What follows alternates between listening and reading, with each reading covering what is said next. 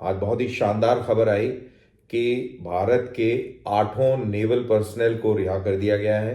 ये वो naval personal हैं जिनके ऊपर एलिगेशन लगा था स्पाइंग का, और इनको डेथ सेंटेंस अवॉर्ड किया गया था। और जैसा कि हमको मालूम है, जब इनको अवॉर्ड किया गया था डेथ सेंटेंस, तो हम सब के सब एक किस्म से सदमे में चले गए थे कि भाई ये क्या हुआ, ये तो बहुत बड़ी खबर बन गई थी। और अगर आपको याद होगा, पार्लियामेंट के अंदर जब जयशंकर साहब अपनी उपलब्धियां गिना रहे थे इंडिया की फॉरेन पॉलिसी को लेकर, तो असदुद्दीन ओवैसी ने कहा था कि आप इन नौसैनिकों को रिहा करके दिखाइए तो हम मानेंगे। तो बिल्कुल ओवैसी साहब ने जो कहा था उससे खैर हम भी सहमत थे कि भाई आप में दम है तो आप इनको छुड़ा के लाइए।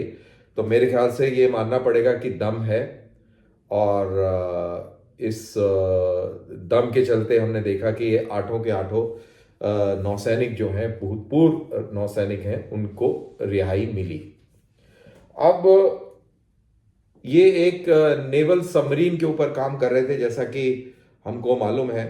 और ये दोहा बेस्ड एक कंपनी थी, अल दरा ग्लोबल टेक्नोलॉजीज।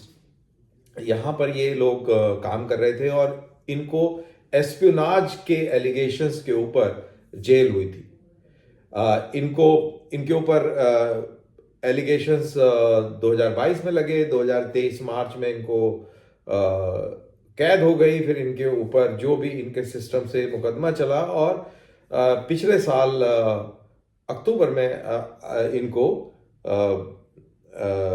डेथ सेंटेंस दे दी गई। फिर दिसंबर के आते आते इनकी डेथ सेंटेंस कम्यूट कर दी गई। और ये एक बहुत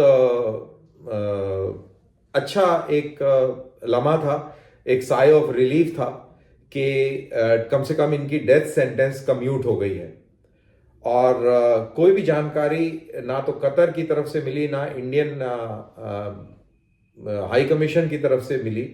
तो इस पूरे केस के डिटेल्स हम सब से अलग रहे। जो भी कुछ मिला वो हमें अचानक से मिला। अचानक से ये खबर आती है कि इनको सजाए मौत दे दी गई है। अचानक से खबर आती है कि इनकी जो सजाएं हैं वो कम्यूट कर दी गई हैं, और इस तरीके से। अब कतर एक बहुत इंपॉर्टेंट मिडिल ईस्ट का एक कंट्री है। ये इटली से सबमरीन्स खरीद रहा था, और ये सबमरीन्स मिडगेट क्लास की है। मिडगेट क्लास मींस एक तो सबमरीन फुल साइज की होती है, एक छोटे साइज थी जिसमें मेरे ख्याल से 1-2 लोग ही उसके अंदर, उसका क्रू बहुत छोटा था, 1-2 या 4 लोगों का छोटा सा क्रू। और क्योंकि छोटे साइज की होती है तो स्टेल्थ ज़्यादा है, और इसको लोकेट करना बहुत मुश्किल है। तो इसकी जो सीक्रेसी है ये बहुत इंपॉर्टेंट है, और इसके ऊपर महारत इटालियंस के ऊपर है। मिडगेट सबमरीन्स को बनाने की महारत इटालियंस के पास है, और इनसे ये सबमरीन्स एक्वायर करी जानी थी। एक मेरे को याद है, एक बहुत पहले एक रिपोर्ट छपी थी जिसमें कहा गया था कि आईएसआई ने कतर की इंटेलिजेंस एजेंसी को यह खबर दी थी कि ये जो इंडियन नेवी के जो पर्सनल हैं, ये खुफिया जानकारी इस सबमरीन की इजराइल को दे रहे हैं।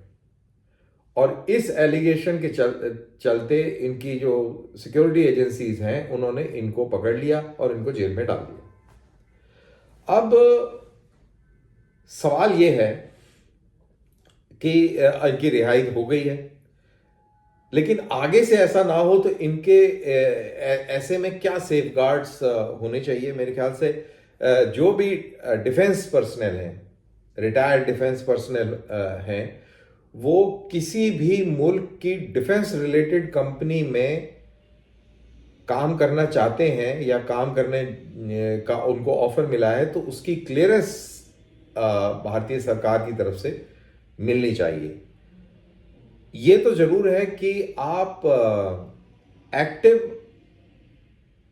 कॉम्बैट रोल में किसी भी प्राइवेट कंपनी के साथ आप मुआहदा नहीं कर सकते।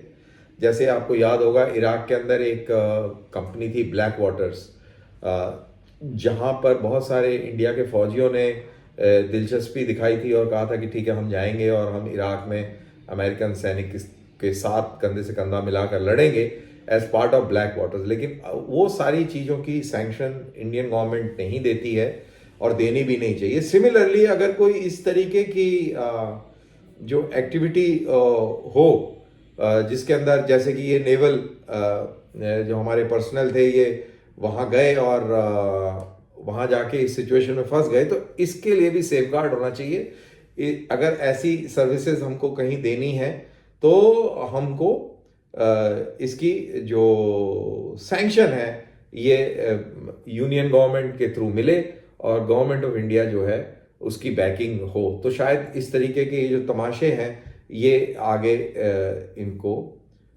इनसे बचा जा सकता है। अब पाकिस्तान के लिए भी ये एक चिंता की बात होनी चाहिए कि कि उन्होंने अपनी जो बदमाशी करने की कोशिश करी वो इस बदमाशी में विफल हो गए। ये कहना कि वो इससे कुछ सीख लेंगे तो ऐसा बिल्कुल नहीं है। ऐसा सीख वो आज तक नहीं लिया है, 75-76 साल में, आगे भी नहीं लेंगे और इसी तरीके से वो चलते रहें, ये भी मैं उम्मीद करता हूँ, क्योंकि यही रास्ता है जो पाकिस्तान को एक दिन डुबाएगा, ख़त्म करेगा। इसी के साथ मैं ये वीडियो समाप्त करता हूँ। जय हिंद।